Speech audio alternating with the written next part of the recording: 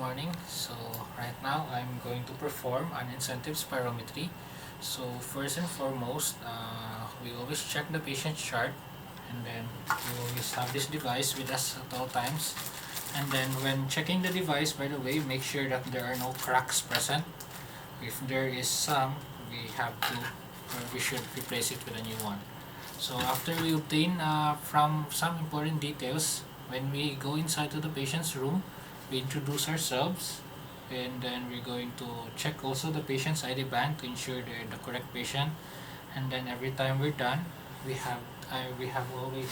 always do hand washing, and then after that we move on obtaining vital signs. So after obtaining vital signs, and then including that one is it should include pre-auscultation, which is important during this therapy. And then we should also ask the patient if they're able to sit upright by their own. If some, especially the elderly, we just have to let them position the patient's bed in a semi-upright position. And then moving on, we're going to explain this one to the patient. So later, if I will assume that I am the patient, so I'll be performing the device. So we will always tell the patient that this device is an incentive spirometry. So this will benefit you, especially they just came from surgery, and then it will help expand their lungs. At the same time, it will also help in removing secretions if present. So after that, we have to instruct to the patient, and then make sure that we always demonstrate in front of them how to properly perform this device so that they will know.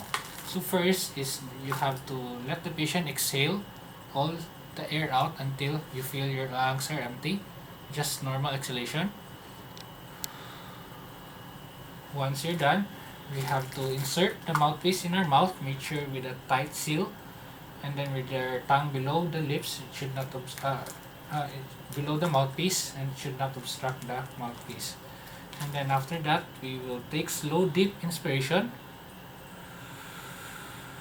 And then once we notice the piston reach about this one, we have to hold about 3 to 5 seconds until the piston would drop, and then remove the device and then exhale normally.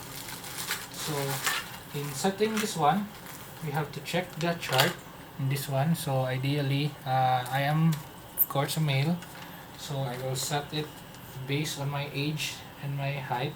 So I will set it up about 2000. So after that, you have to hook this one, then it should be positioned like this in front of you, and then you have to let the patient exhale all the air out.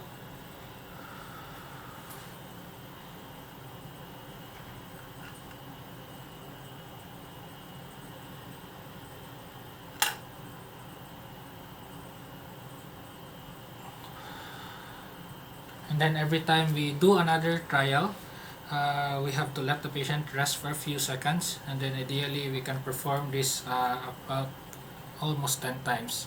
And then if we notice the patient feel any dizziness or any complications, we have to let this therapy stop and then document it. And then ideally this device or therapy should be done during waking hours or every hour. And then if we did this if we're done, assuming I'm done taking up all 10 trials, we have to put the device in this bag, and then also including with the mouthpiece. So assuming we already put this one in the safety bag, we have to make sure that the patient would be able to cough, and then after that we have to let the patient we're going to obtain vital signs, and then make sure we do another auscultation. And then another important info is that some patients who just came from surgery, when performing this, we have to put something in front of them, such as a pillow, to support them while doing this therapy to help relieve from any pain.